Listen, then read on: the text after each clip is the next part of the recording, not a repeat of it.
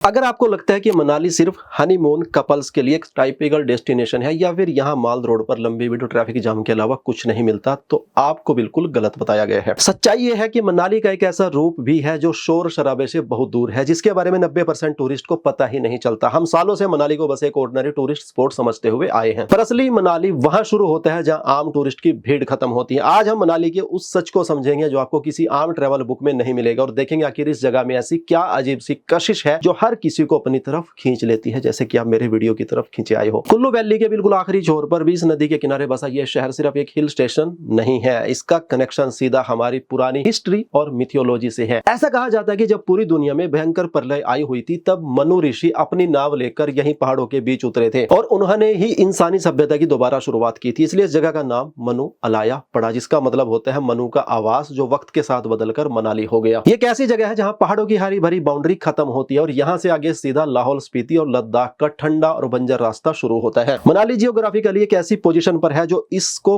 बाकी पूरे देश से बिल्कुल अलग बनाती है। यह इंडिया के उन गिने चुने हिल स्टेशंस में से एक है जहां आपको लश ग्रीन पाइन फॉरेस्ट भी मिलेंगे और स्नो से ढकी हुई पीक्स भी एक ही फ्रेम में दिख जाएंगी। हर साल लाखों इंडियंस अपनी भारी गर्मी से बचने के लिए या फिर पहली बार बर्फ देखने के लिए, नए एक्सपीरियंस के लिए मनाली की तरफ भागते हैं। देश के हर कोने से लोगों का पहला प्यार मनाली ही क्यों होता है? इसकी सबसे बड़ी वजह है यहाँ का यूनिक वाइब। मनाली सिर्फ आराम करने की जगह नहीं है, ये एडवेंचर और मेंटल पीस का एक परफेक्ट मिक्स है। यहाँ आकर आपको एक कल्चरल शॉक लग सकता है, क्योंकि एक तरफ आपको पुराने हिमाचली लकड़ी के घर और वहां की ट्रेडिशनल शांति मिलेगी, तो ठीक दूसरी तरफ ओल्ड मनाली के कैफेज में चलने वाला इंटरनेशनल ट्रांस और बोहो कल्चर नजर आएगा। एक ही जगह पर दो बिल्कुल अलग दुनिया बसती है और यही इस शहर का सबसे बड़ा मैजिक है। हिमाचल का कल्चर अपने आप में बहुत रिच है और यहाँ के लोगों का पहनावा, उनकी ट्रेडिशनल कुल्लू टोपी और शॉल सिर्फ कपड़े नहीं है बल्कि उनकी गहरी पहचान है। आप जब यहाँ आएंगे तो देखेंगे कि यहाँ की लाइफ काफी स्लो है और रिलैक्स्ड है, जो हमारी फास्ट पेस्ड सिटी लाइफ से बिल्कुल अलग है। अब सबसे बड़ा सवाल ये आता है कि इस जादुई शहर में आने का सबसे सही वक्त कौन सा है? वैसे तो मनाली साल के 12 महीने खूबसूरत लगता है, लेकिन अगर आपको बर्फ से ढके हुए पहाड़ देखने हैं और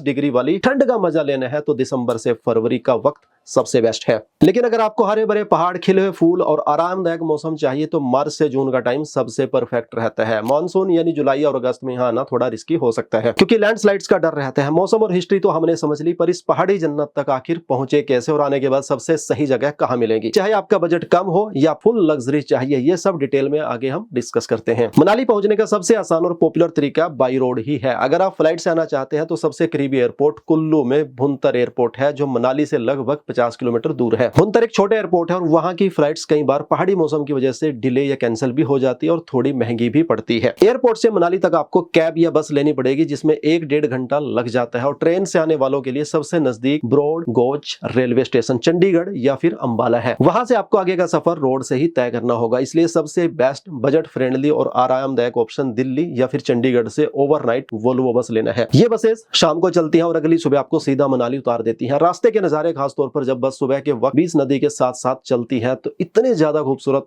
होते हैं कि आपका पूरी रात का सफर बिल्कुल थकान भरा नहीं लगता। एक बार मनाली पहुंच गया तो सबसे पहला सवाल आता है कि आखिर कहां रुका जाए। अगर आप एक ऐसी जगह ढूंढ रहे हैं जहां आपको कम बजट में बेस्ट एक्सपीरियंस मिले तो आपको सीधा ओल्ड मनाली या वशिष्ठ गांव का रुख करना चाहिए। ये दोनों जगह बैकपैक्स और सोलो ट्रैवलर्स के लिए किसी जन्नत से कम नहीं है। यहाँ आपको बहुत सारे अच्छे हॉस्टल्स और होम स्टेज आराम से मिल जाएंगे, जहां एक रात का खर्चा 500 से लेकर 1500 रुपए तक आता है। यहाँ का माहौल बहुत ही चिल होता है और आपको अलग अलग शहरों से आते हुए लोगों के साथ बैठकर कहानियां शेयर करने का मौका मिलता है। वहीं दूसरी तरफ अगर आप अपनी फैमिली के साथ आराम से आना चाहते हैं या लग्जरी में वक्त बिताना चाहते हैं तो फिर प्रीनी, एलियो और नग्गर रोड वाले शांत एरियाज में आपको एक से बढ़कर एक लग्जरी रिजॉर्ट और बुटीक प्रॉपर्टीज मिल जाएंगी। इन प्रीमियम रिजॉर्ट्स में पर नाइट 5000 से लेकर 20,000 रुपए तक लग सकते हैं, जहां आपको प्राइवेट बालकनी, बर्फ से ढके पहाड़ों का डायरेक्ट व्यू और वर्ल्ड क्लास पहाड़ी हॉस्पिटैलिटी मिलती है। रुकने के अलावा अगर हम वहां होने वाले डेली खर्चे की बात करें तो बजट ट्रैवलर्स के लिए आने जाने का ट्रैवल टिकट छोड़कर मनाली में पर डे पर पर्सन का खर्चा लगभग 1500 से 2500 रुपए तक आराम से मैनेज हो सकता है। इसमें आपका हॉस्टल का स्टे, लोकल स्ट्रीट फूड या फिर सस्ते कैफेज में खाना और आसपास घूमने के लिए स्कूटी का रेंट शामिल है। लोकल ट्रांसपोर्ट के लिए यहाँ स्कूटी रेंट पर लेना सबसे सस्ता और आसान पड़ता है, क्योंकि पहाड़ों में कैब्स थोड़ी महंगी होती है। वही अगर आप कंफर्ट और लग्जरी चाहते हैं तो आपका डेली खर्चा आराम से 5000 से 8000 रुपए, उससे भी ऊपर जा सकता है। ये पूरी तरह इस बात पर निर्भर करते हैं कि आप कैसे फैंसी रेस्टोरेंट्स में खाना खा रहे हैं और घूमने के लिए पूरे दिन की प्राइवेट टैक्सी हायर कर रहे हैं या फिर नहीं। अब जब आप मनाली पहुंच चुके हैं तो आपका बजट सेट हो चुका है और आपने अपना सामान अपने पसंदीदा रूम में रख दिया है, तो आगे की पिक्चर और भी शानदार होने वाली है। मनाली सिर्फ अपने माल रोड तक सीमित नहीं है, इसके आसपास ऐसी नायाब जगह और बेस्ट अट्रैक्शंस है जो सीधा आपके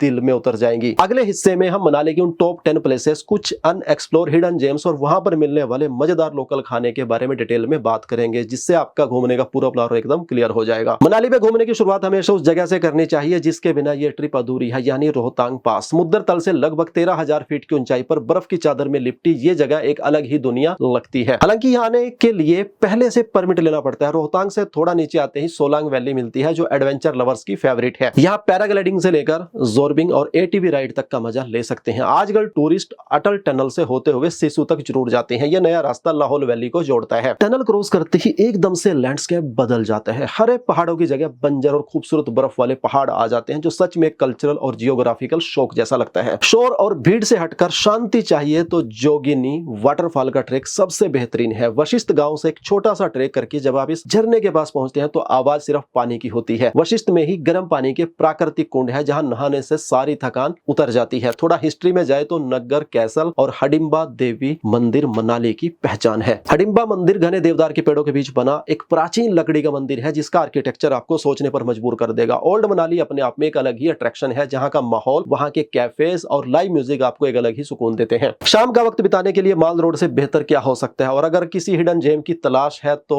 सेथन विलेज जरूर जाइए। मनाली से कुछ ही दूर एक छोटा सा गांव है जहां सर्दियों में इग्लू बनते हैं और वहां की शांति आपको वापस अपने शहर जाने ही नहीं देगी। घूमने के बाद सबसे जरूरी हिस्सा आता है खाने का। मनाली में खाने का सीन इतना जबरदस्त है कि आप यहाँ के दीवाने हो जाएंगे। अगर आप वेजिटेरियन हैं तो आपको यहाँ का ट्रेडिशनल हिमाचली धाम जरूर ट्राई करना चाहिए। ये एक प्योर वेज थाली होती है जिसमें राजमा, कढ़ी, मीठे चावल और कई तरह की लोकल दाल बनती है जो पत्तों पर परोसी जाती है। जहां तक बात नॉन वेजिटेरियंस की है तो यहाँ की रिवर ट्रूट फिश और सिद्धू के साथ मटन का टेस्ट आप कभी भूल नहीं पाएंगे। ओल्ड मनाली और माल रोड के आसपास आपको हर तरह का नॉन वेज खाना मिल जाएगा, लेकिन एक बात का खास ध्यान रखना जरूरी है। हडिम्बा मंदिर, वशिष्ठ या किसी प्राचीन जगह के बिल्कुल नजदीक नॉन वेज खाने या ऐसी बातें करने से बिल्कुल बचना चाहिए। यह जगह यहाँ के लोगों के लिए बहुत ज्यादा पवित्र है, इसलिए इन जगहों पर आपको सिर्फ लोकल वेज ऑप्शन ही एक्सप्लोर करने चाहिए जो अपने आप में बहुत स्वादिष्ट होते हैं। और ऐसा कोई भी काम ना करे जिससे किसी धर्म को ठेस पहुंचे। मनाली में खाना और घूमना तो हो गया, पर कोई भी ट्रिप बिना यादगार चीजों और शॉपिंग के पूरी नहीं होती। आखिरी हिस्से में हम चलेंगे मनाली की लोकल मार्केट्स में और देखेंगे कि वहां से आप क्या सोवेनियर्स अपने साथ घर ले जा सकते हैं जो इस सफर की यादों को हमेशा जिंदा रखेंगे। जब आप शाम के वक्त माल रोड या फिर ओल्ड मनाली की रंगीन गलियों में निकलते हैं तो वहां का माहौल पूरी तरह से बदल जाता है। शॉपिंग के लिए कुल्लू शॉल्स और हिमाचली टोपियां सबसे ज्यादा फेमस है, जो सिर्फ एक कपड़ा नहीं बल्कि यहाँ के ठंडे मौसम में एक जरूरत है और यहाँ की पहचान है। इनके अलावा तिब्बतन मार्केट से आप सिंगिंग बॉल्स, प्रेयर फ्लैग्स और हैंडीक्राफ्ट ले जा सकते हैं जो आपके घर को हमेशा इस शांत जगह की याद दिलाते रहेंगे। अगर आपको अपने स्किन और हेल्थ का ख्याल रखना पसंद है तो यहाँ मिलने वाले लोकली मेड कॉस्मेटिक्स जरूर चेक कीजिएगा। साथ ही यहाँ का लोकल शहद और फ्रूट्स वाइन्स भी लोग बड़े शौक से अपने दोस्तों और फैमिली के लिए वापस ले जाते हैं। शॉपिंग के साथ साथ स्ट्रीट फूड का मजा भी तो लेना है। माल रोड पर चलते हुए गर्मा गर्म मोमोज, थुक्पा और स्ट्रीट स्टाइल सिद्धू खाने का जो स्वाद इस ठंडी हवा में आता है वो किसी महंगे रेस्टोरेंट में नहीं मिल सकता। यहाँ के कैफे से बैठकर जब आप किसी लोकल म्यूजिशियन को सुनते हैं तो एक अलग ही कल्चरल कनेक्शन फील होता है। इंडिया के बाकी बड़े शहरों की भागदौड़ और स्ट्रेस से निकलकर जब लोग यहाँ आते हैं तो उन्हें सबसे बड़ा कल्चरल शौक यहाँ की शांति और स्लो लाइफ को देखकर लगता है। पहाड़ों में लोग आज में जीते हैं, उन्हें कल की फिक्र नहीं होती और यही चीज इस जगह को पूरे देश से अलग बनाती है। यह सिर्फ एक टूरिस्ट डेस्टिनेशन नहीं है, ये प्लेन्स और हाई एल्टीट्यूड हिमालयस के बीच का एक ऐसा ब्रिज है जो हमें नेचर के बहुत करीब